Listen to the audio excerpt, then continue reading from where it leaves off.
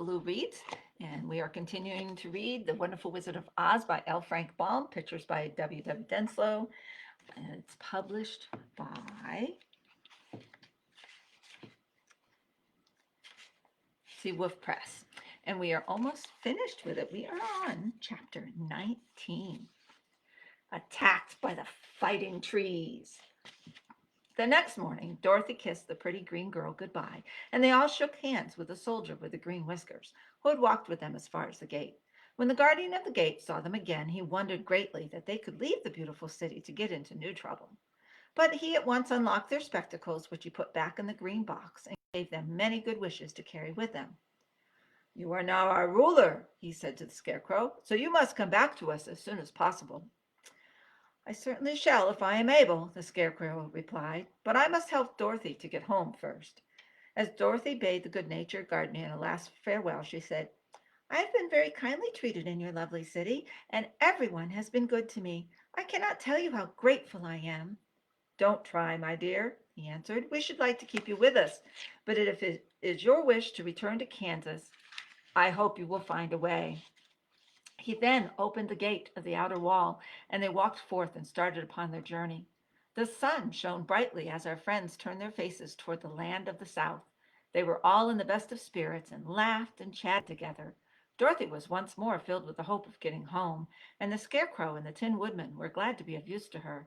As for the lion, he sniffed the fresh air with delight and whisked his tail from side to side in pure joy at being in the country again, while Toto ran around them and chased the moths and butterflies, barking merrily all the time. "City life does not agree with me at all," remarked the lion, as they walked along at a brisk pace. "I have lost much flesh since I lived there, and now I am anxious for a chance to show the other beasts how courageous I have grown." They now turned and took one last look at the Emerald City. All they could see was a mass of towers and steeples behind the green walls, and high up above everything the spires and dome of the Palace of Oz. "Oz was not such a bad wizard after all," said the Tin Woodman, as he felt his heart rattling around in his breast. "He knew how to give me brains, and very good brains, too," said the Scarecrow. "If Oz had taken a dose of the same courage he gave me," added the lion, "he would have been a brave man." Dorothy said nothing. Oz had not kept the promise he made to her, but he had done his best, so she forgave him.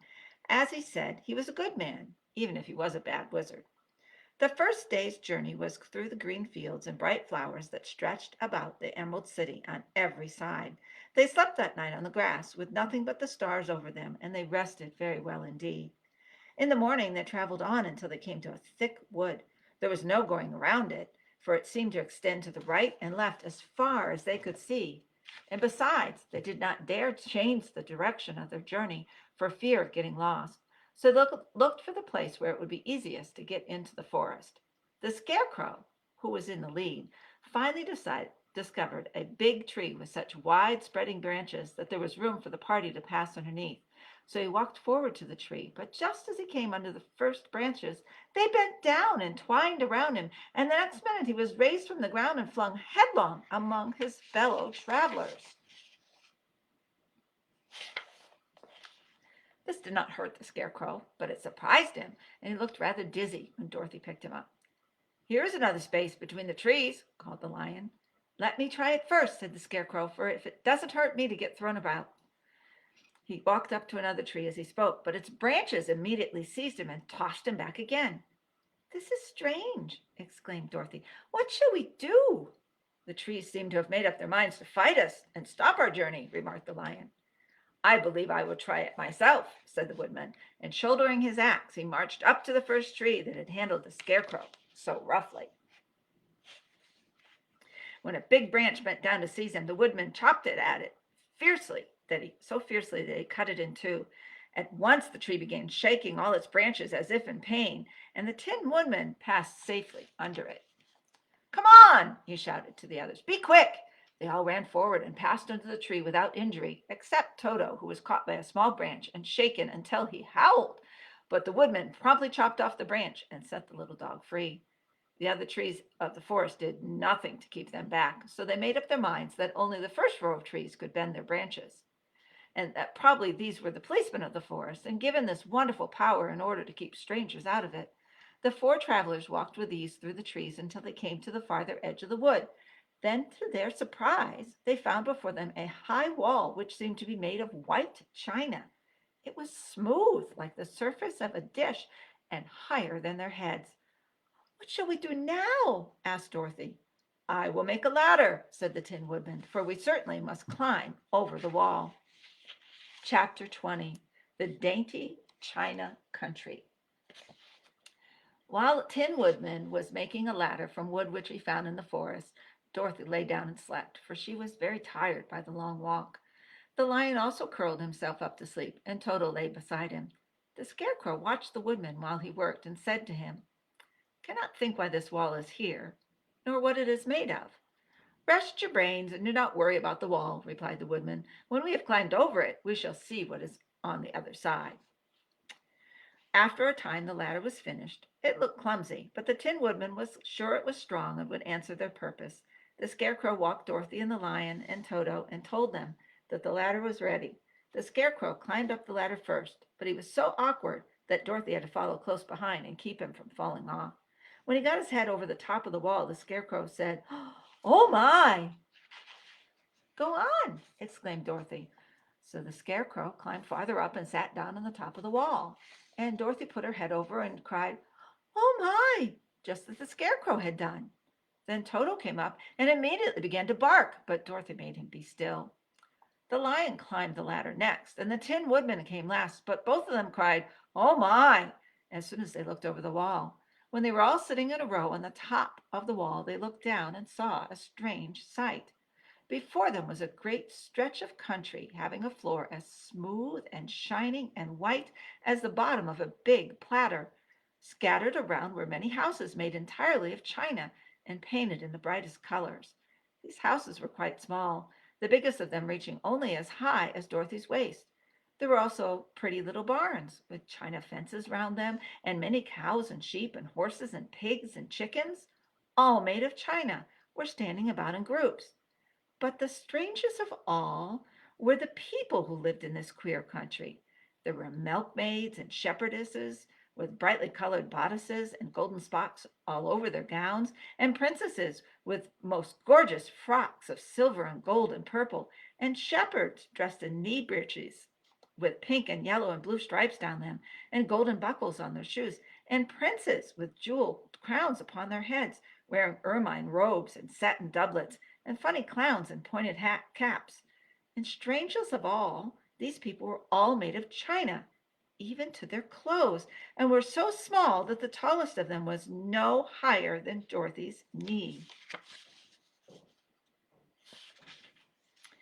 No one did so much as look at the travelers at first, except one little purple china dog with an extra large head, which came to the wall and barked at them in a tiny voice, afterwards running away again. "How shall we get down?" asked Dorothy. They found the ladder so heavy that they could not pull it up, so the Scarecrow fell off the wall, and the others jumped down upon him so that the hard floor would not hurt their feet. Of course, they took pains not to light on his head and get the pins in their feet. When all were safely down, they picked up the Scarecrow, whose body was quite flattened out, and patted his straw in shape again. "We must cross this strange place in order to get to the other side," said Dorothy, "for it would be unwise for us to go any other way except due south." They began walking through the country of the China people, and the first thing they came to was a China milkmaid milking a China cow.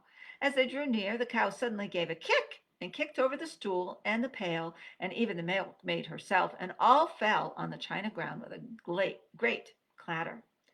Dorothy was shocked to see that the cow had broken her leg off and that the pail was lying in several small pieces, while the poor milkmaid had a nick in her left elbow.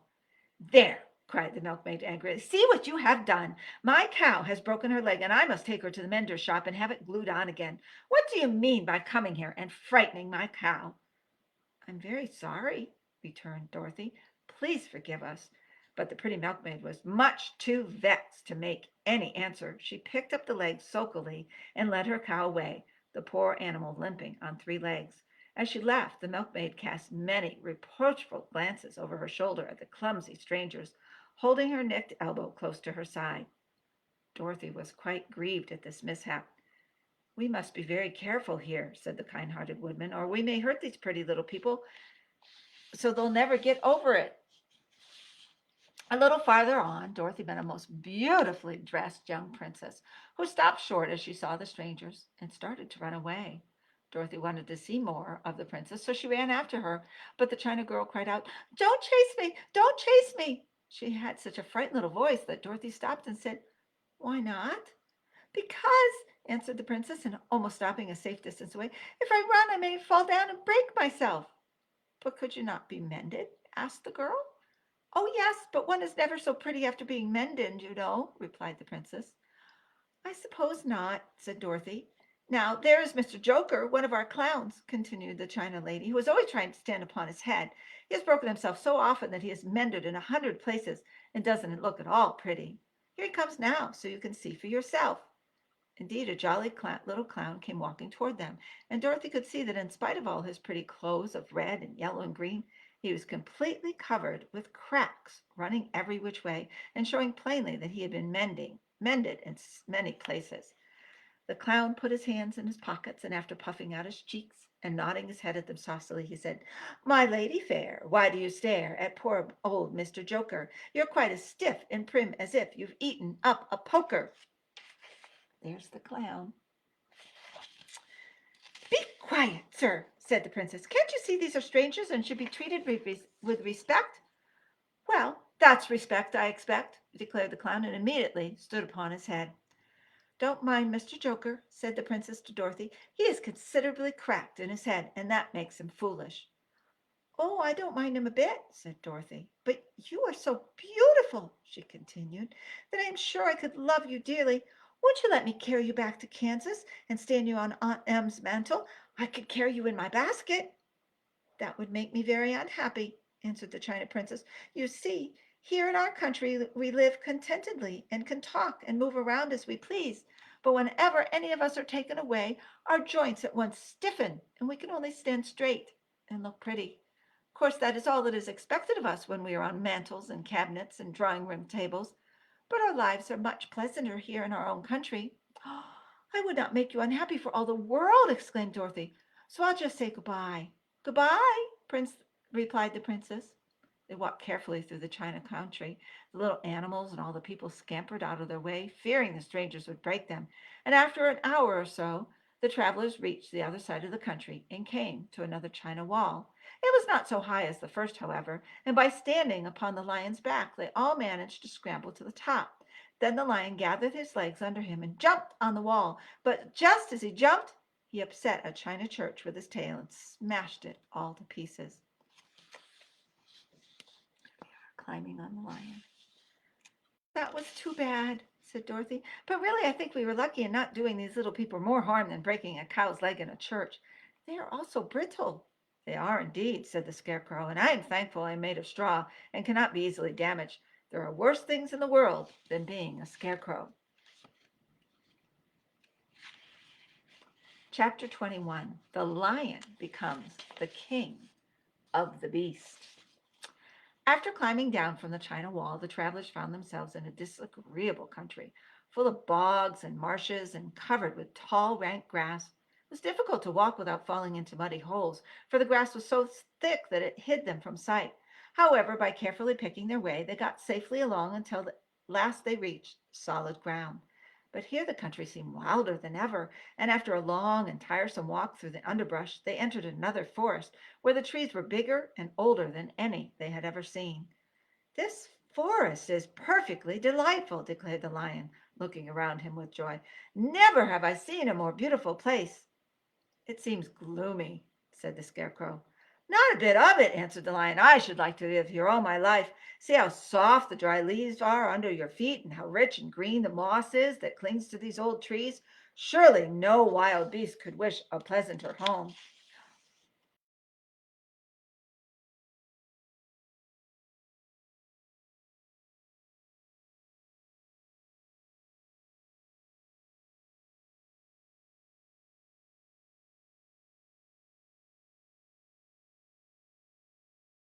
As usual.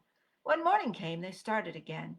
Before they had gone far, they heard a low rumble, as of the growling of many wild animals. Toto whimpered a little, but none of the others was frightened, and they kept along the well-trodden path until they came to an opening in the wood, in which were gathered hundreds of beasts of every variety. There were tigers and elephants and bears and wolves and foxes and all the others in the natural history, and for a moment Dorothy was afraid. But the lion explained that the animals were holding a meeting, and he judged by their snarling and growling that they were in great trouble.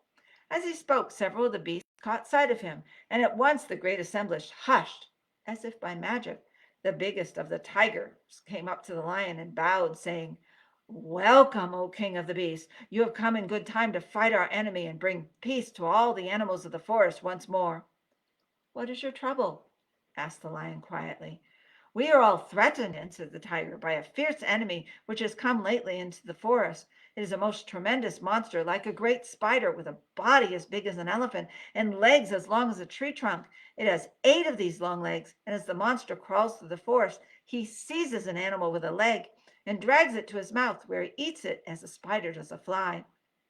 Not one of us is safe while this fierce creature is alive, and we had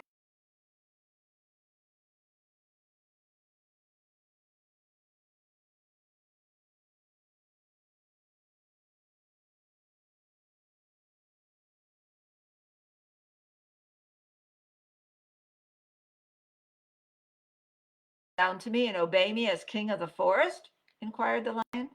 "We will do that gladly," returned the tiger, and all the other beasts roared with a mighty roar, "We will." "Where is this great spider of yours now?" asked the lion.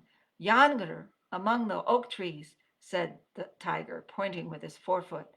"Take good care of these friends of mine," said the lion, "and I will go at once to fight the monster."